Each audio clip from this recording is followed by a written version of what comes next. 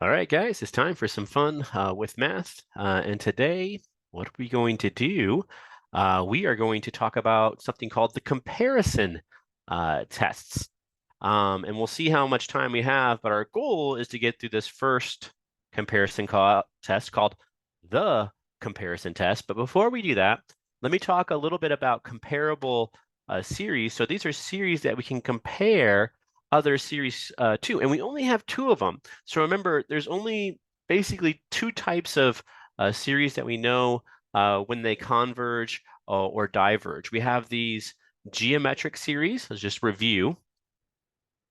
And so remember what a geometric series looks like. It's the sum n equals 0 to infinity of a times r to the n, and this will be equal to a divided by 1 minus r as long as the absolute value of r is less than 1. And so remember what that means. That just means your r has to live between -1 and 1. So you're going to get convergence when r is inside there, and you get divergence on the outside of that interval. And so if your r is like 2, it's going to diverge. Or -2, that geometric series will diverge. So geometric series we can describe completely. And so our goal is then to use these series, compare other types of series to them, and then we could be able to decide whether they converge or diverge also. The other type of series that we have that we know when they converge or diverge is a p-series. And so remember, a p-series looks like this, sum n equals 1 to infinity of 1 over n to the p. And we know that this thing is going to converge if p is bigger than 1, and then diverge if p is less than or equal to 1. And so again, we understand p-series completely. I can tell you when it's going to converge, when it's going to diverge.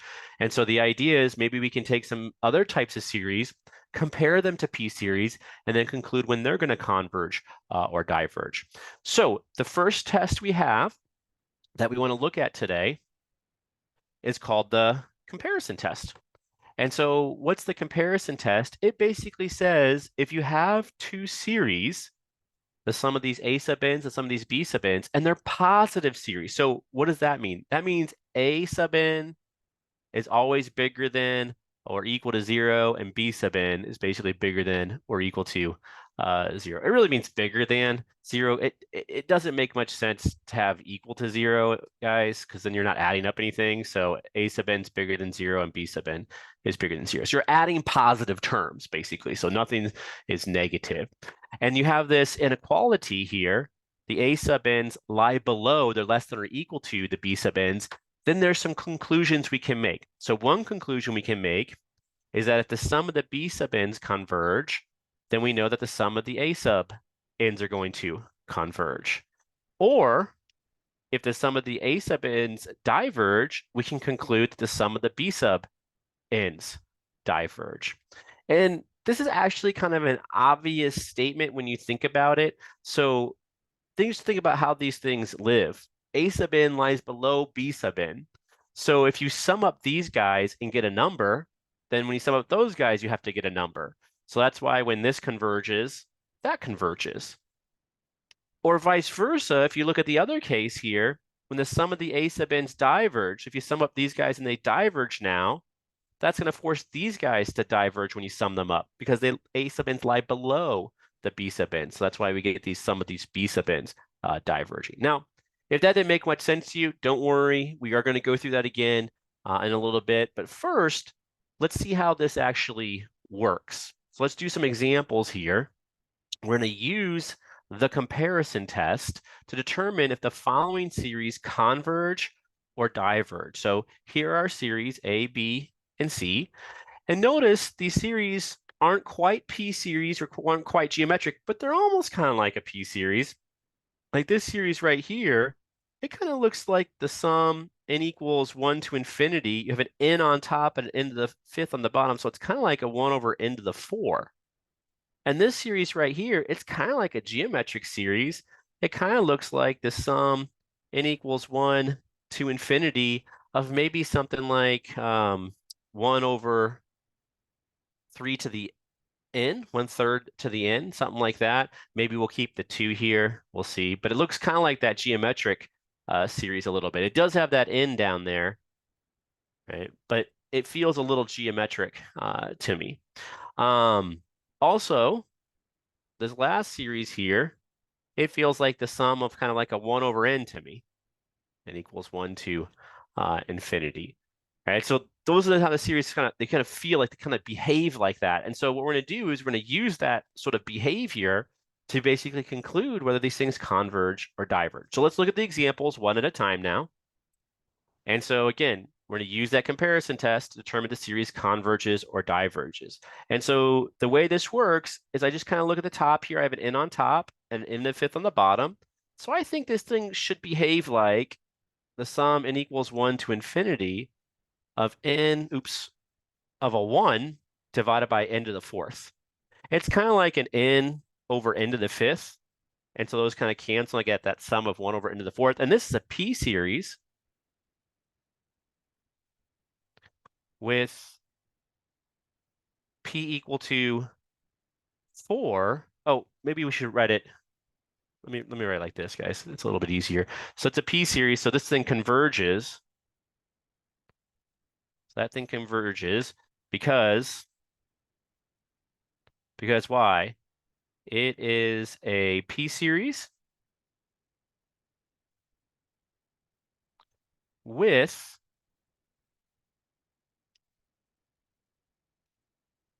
p equal to 4, which is bigger than 1. And I want to check something here real quick. Okay, good. All right, so it converges because it's a p series with p equal to 4, bigger than 1. And now notice n divided by n to the fifth plus 1, we can set up this inequality because I think it's going to converge, guys. So here's kind of the idea. I'm using this first piece right over here. So I'm feeling like because this converges, it should tell me that this converges. So how do I do that? Well, I have to set up this inequality here. And so I take this term, and this is less than or equal to, and this would be n divided by n to the fifth. And you may ask yourself, well, how can you just write that? Well, look at how the denominators compare, right? So this denominator right here is bigger than that one right there. And so you get this less than or equal to. It's kind of like, I just use this obvious argument. 1/4 is less than or equal to 1/3 because 0.25 is less than or equal to 0.333 repeating. So when the denominator is bigger, you get less than or equal to. And so here, this denominator is bigger, so we get the less than or equal to. And of course, that's equal to then 1 over n to the fourth because the n's cancel.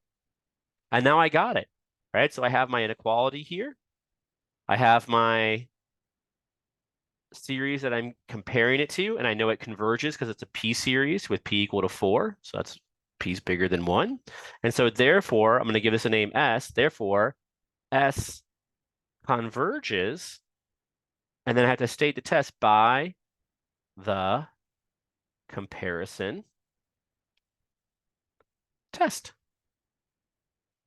All right, so this statement right here tells me that the sum of my A sub n's, so there's my A sub n's, converge because the sum of my B sub n's converge, and it satisfies that inequality. The A sub n's are less than or equal to B sub n's. All right, before we think too much, let's just do it again. So let's look at this one here. So this will be my series S, and I have a sum n equals 1 to infinity of 2 over n times 3 to the n. So now this time, let's just write this down. So 2 divided by n, 3 to the n. And I notice that, hey, this is less than or equal to 2 divided by 3 to the n. And you say, again, how can you do that? Why can you just drop off the n and say less than or equal to? Well, again, the denominator is bigger. So, you know, right here, you have 1/4 is certainly less than or equal to, let's do 1/2 this time. So when the denominator is bigger on the bottom, you always get less than or equal to. And so if you drop off n is just a nice number, 1, 2, 3, 4. And so it just makes things, you know, bigger on the bottom. And so you get this less than or equal to. And then I can rewrite this as 2 times 1/3 to the n, and now I got it. So I can compare it to what? I can compare it to the sum. N equals, if you want, I can start this at 1 or 0. It really doesn't matter, but I'll start it at 1. 1 to infinity of 2 times 1/3 to the n. This converges because why? It's a geometric series with what? R equal to 1/3, which is less than 1. And so that's all I need there. So I need to state if it converges, why it converges, geometric series with R equal to 1/3 less than 1. If you want to put a because in there, because geometric series with R equal to 1/3 less than 1, that's fine.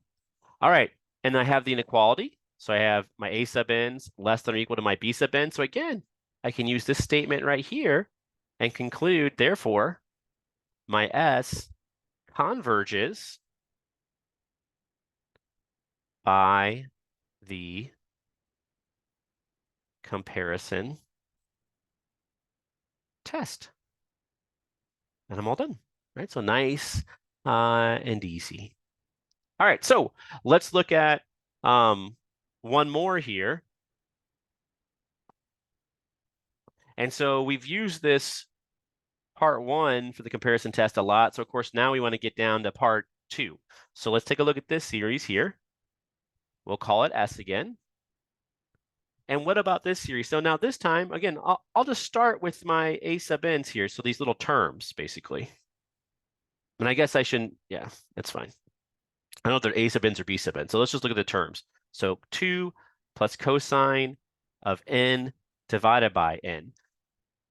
And again, I kind of know what's going to happen because when I look at this, I think to myself, you know, this kind of behaves, it looks like it might behave like a 1 over n, like the sum of 1 over n there. And I know that diverges. So I'm thinking to myself, how can I make it kind of set it up like that? And so I look at this thing and I want to make it bigger than or equal to, and I want to make it bigger than or equal to because I'm using this guy right here. It's the bottom guy. And so this guy's bigger than or equal to what?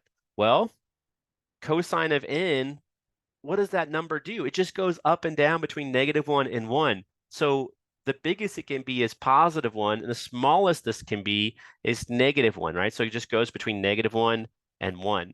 And so this will definitely be bigger than, if that's equal to -1, 2 minus 1 is equal to 1. So it's going to be bigger than or equal to 1 on top. Then we keep the n the same on the bottom. So that's always a true statement. So basically, I'm just saying, look, 2 cosine of n is always bigger than or equal to the number 1. And that's obvious because I know cosine just fluctuates between -1 and +1. And now I got it, guys, because I know that the sum of these 1 over n's, what do?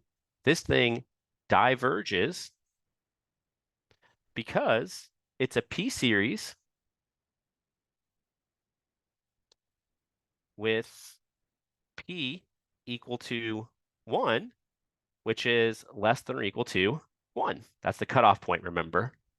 And so now I can say by this second piece right here, so now we kind of reverse things.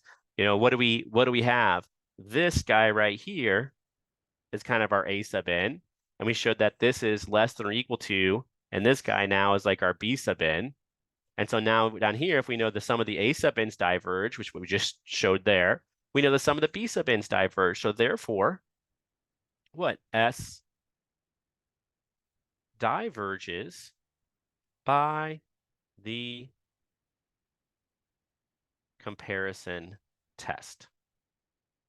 I know the test is a little bit tricky, so but it's an obvious statement, guys, once you start thinking about it. So just let me show you. So real quick, if you know these diverge, and if you just rewrite this inequality, notice I just rewrite it as 1 over n, and then I write the inequality sign this way, because it means the same thing. 1 over n is less than or equal to 2 plus cosine of n divided by n. If you believe that now, what happens when you sum these guys up? If you sum these guys and these guys, the inequalities still hold, right? If you sum these guys from n equals 1 to infinity, n equals 1 to infinity, the inequality still holds. So if this guy sums to infinity, right, because you're adding positive terms, remember all these series have positive terms, this guy has to also add up to infinity because this guy down over here lies below it. On the opposite side here, if you look at it the other way, what's happening over here is, you know that this series right there converges. And you have this inequality here. You have this 2 divided by n 3 to the n is actually less than or equal to this 2 times 1/3 to the n. So if you slap some sums on there, so add up these terms, n equals 1 to infinity, the inequality will still hold. So of course, if you know this guy converges, so it goes to some positive number. I don't know the number, but I know it's some positive number because it converges. Then this guy right here also has to converge because it's like bounded above by that number. So you're adding positive things. It can't go past that number. So eventually it has to go to some number. I don't know what it is, but I know it goes to a number. And that's it, right? In fact, let's just look at why it works, because I show you this, it's like, oh, it's obvious, right? This comparison test is just obvious. So why does it work? And so here we have our 2 series. We have the sum of these a sub n's and the sum of these b sub n's. And we know that the a sub n's lie below the b sub n's. So let's just graph the b sub n. So here I have a 1, and I'll put a height here. So that's height b sub n. And you can kind of think about, oops, not b sub n, but b sub 1. And then we have 2, and then we have b sub 2 here. So b sub 2, and then we have 3, and we have b sub 3. And they actually don't have to go down all the time. So there's b sub 3. And then we have a sub 1 and a sub 2 and a sub 3. And we know that this inequality holds. So a sub 1 has to fall below b sub 1. A sub 2 has to fall below b sub 2. And a sub 3, I don't know where it is, but I know it falls below b sub 3. And then what can we do? How can we visualize these numbers? We can look at them in terms of areas when we add them all up. So a sub 1 is kind of like this area right here. And b sub 2 is like this area right here. So b sub 2 times 1, basically, right? And then b sub 3, you can visualize this as this area right here. And it goes on forever, dot, dot, dot, right? On forever and ever. And if you add those up, it might be finite, it might be infinite. But we notice is that the green areas here, that area is a sub 1, and this area is a sub 2, they all lie below the red areas. And so now think about this. If you add up all the red areas and you get out a number, that's what we mean by it converges, and it's positive, so we know it's some positive number. What does that force the green area to be? So notice the green area lies below it, so it also has to converge. It's super obvious. It's like if I want to say have 2 people and I want to figure out who's taller, I don't have to measure them directly. I just say stand up, and one person's up here, one person's down here, so this one's taller than that one. And so if this person's 6 feet, then I know this person below it has to be less than 6 feet. It goes to some number, right? And that's basically the argument you're using here. Now, if we have, instead of the b sub n's converging, we know that the sum of the a sub n's diverge. And so what does that mean? That means when you take these green areas and you add them all up, they don't go to a number. They go to infinity, because you're adding positive things, basically, and there's only one way for it to not converge, which is for it to go to infinity. So you add up all these numbers and they go to infinity. Well, what does that force the red area to do? Well, it lies above the green areas. So it also has to go to infinity. So it also has to diverge, right? So again, it's a very simple argument. So I don't really memorize the comparison test. I just think about like how it works. It's like you look at the terms. If one term falls below the other term, and then you add up all the terms that are above and you get a finite number, then all the terms we add up below, you get a finite number. So that forces convergence. If it's the other way, if you add up all the terms below and it adds up to infinity, right? So that sum diverges, then the one above it has to diverge. And the idea is you know one or the other, right? So you get to compare it to, you choose what you compare it to. You either compare it to a p-series or a geometric series, because those are the only 2 series we know, whether they converge or diverge. All right, guys. So I'm actually going to stop the video right here, and we'll come back next time for the limit comparison test.